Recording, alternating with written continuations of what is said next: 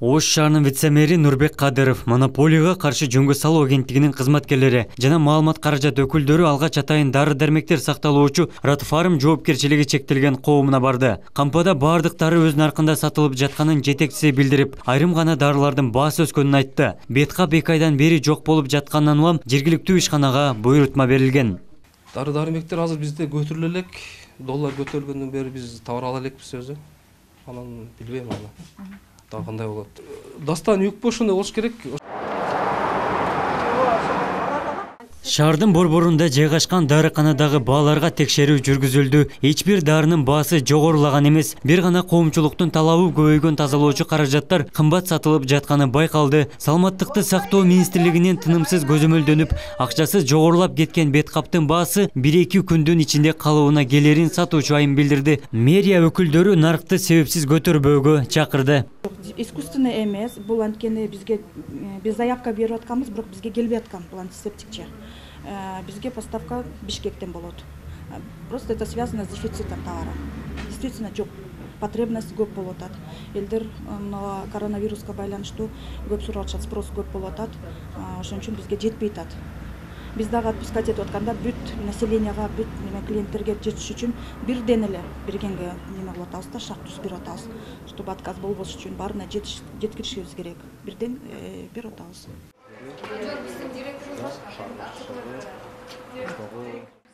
Атайын уюштурулган рейд каладагы эң ири дары-дармек сатуучу Неман Фарм кампасына барды. Мындагы кампада бардык дары-дармектер жетиштүү экени айтылды. Ал эми беткаптар Бишкек шаарынан даярдалат. Аталган кампанын дарыканаларында беткап 10 сомдон сатылып жатат. Неман Фарм бүтүндөй түштүк регионунда өкүлчүлүктөр бар. Ал эми Ош шаарында 50-гө жакын дарыканасы иштеп жатат. Мындан тышкары атайын дезинфекциялоочу каражаттар даярдалган. Каалаган жаран интернет дүкөн аркылуу буйрутма берип, короо жайларын тазалатса болот.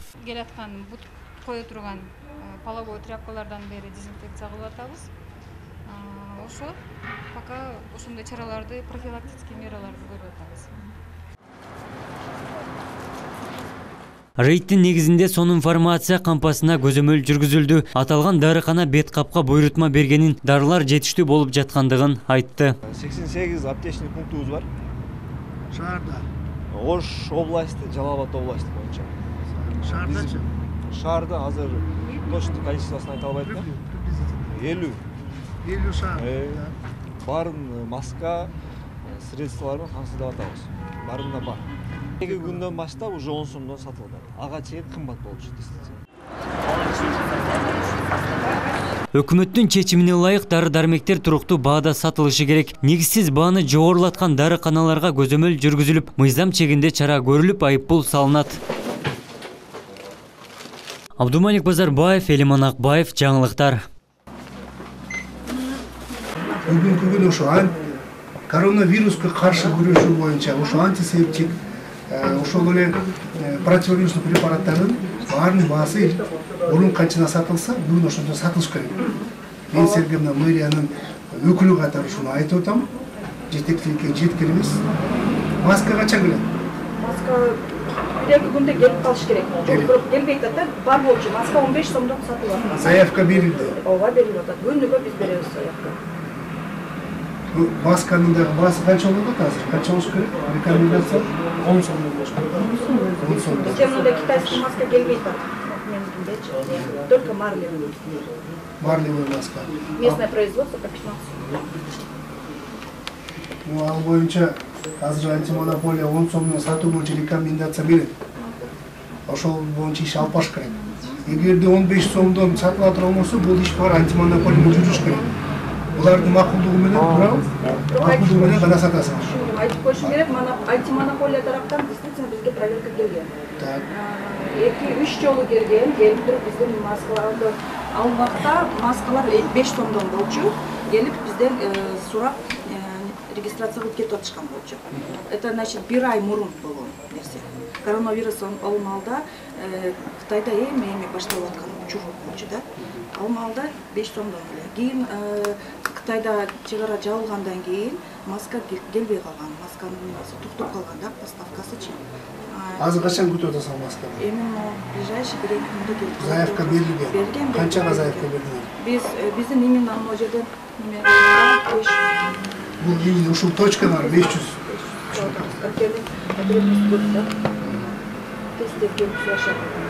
Ну хорошо, эми азыр мына көргөндөй катардагы бир аптекага эле кирип атабыз, да? Аптекада бүгүнкү күнү антивирустук препараттар элдин талабына жооп берген. Анан бул Минздравтан дагы жооп берген антивирустук препараттар бүгүнкү күндө жетиштүү экен. Да. Антивирустук препараттардын баалары туруктуу, өзгөргөн эмес, көбөйтүлгөн эмес. Ошондой эле бул антисептик колдонуучуна бул мобилдүү экен, карманный антисептиктер бул дагы жетиштүү количествода бар.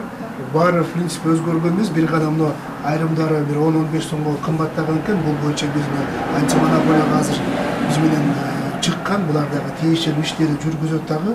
И булардын баасын чыгарып, канчадан баалар сатылыш керек, эсептеп чыгышып, ар бир аптекага сунуштарды берет. Муну биз мэрия тараптан көзөмөлдөйбүз. Анда түшүнүктүү жеке. Баалар маскалар келгенде тиешелүү кабарларды бересиздер. Ушул антисептик Мурунку басына, азыркы басына 78 сомдон болчу. Келген эмес бизге.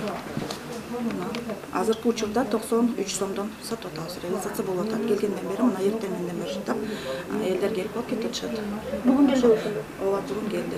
Канча убакыт болуп кетти? Жок. Искусственный эмес. Бул анткени бизге биз заявка берип атканбыз, бирок бизге келбей аткан бул антисептикчи. Бизге поставка Бишкектен болот. Просто это связано с дефицитом товара. Действительно, жок. Потребность көп болуп атат. Элдер коронавируска байланыштуу көп сурап атышат, спрос көп болуп атат. Ошон үчүн бизге жетпей атат. Биз дагы отпускать этип атканда бүт населенияга, бүт клиенттерге жетиш үчүн бирден эле бергенге болуп атабыз да, шарт түзүп атабыз. Чтобы отказ болбош үчүн баарына жеткиришибиз керек. Бирден берип атабыз. В случае эпидемии, если коронавирус бизден таркалган болсо, ошо биз дарыларды, аптекаларды жаап койгоншолорго жеткиришибиз керек.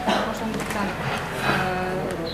экспедиторлорго, дары чыгарган водительдерге киргизиш үчүн ушундай защитный одеждаларды даярдап койдук. Будан защитный очкиси, тапочки и защитный комбинезон. Ошол курьерный службабыз барбы, интернет аптека деген. Если үйдөн чыга албай турган болсо, через интернет заказ кылып беришет, и биздин адамдарыбыз ушундай спец одеждада барып үйүнө чейин жеткирип беришет. Антисептиктердин баалары боюнча да бир ирет айтып берсиз. Антисептиктердин баалары 60 миллиграммовый бьютисерт деген антисептигибиз бар, ал 60 сом турат. Хлоргексидиндин баасы 10 сомдон турат аптекаларда. Ал өзгөргөн жокпу? Жок, өзгөргөн Мурунку баада. Жок, өзгөргөн жок ошондой баада. Форманын баасына. Так, форманын баасын буну закуп кылган адамыбыз башка. Билбейт экен форманын баасы канчадан экенин. Жеке жарым где-то 1,5 миң общий. Общий бир турушу, да, набору. Полный комплект. Да. Биз ушундай комплектин бир 20 адамга даярдап койдук.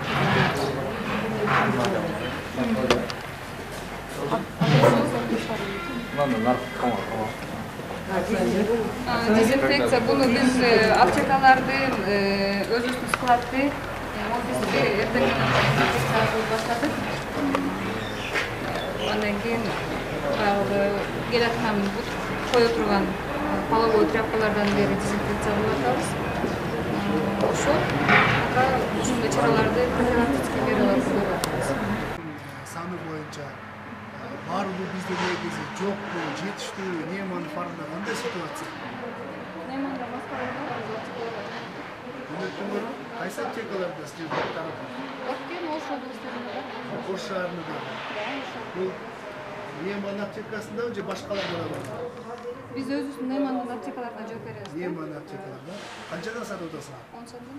10 сомдон сатып атасың. Бүгүнкү күнү шаарда канча аптекалар бар? Биз шаарда 18 аптека. 18 аптека. 18 аптека шаардын кайсы жагында? Бар жоогунда жайгашканбы? Бүт аймактык башкармалыктарда?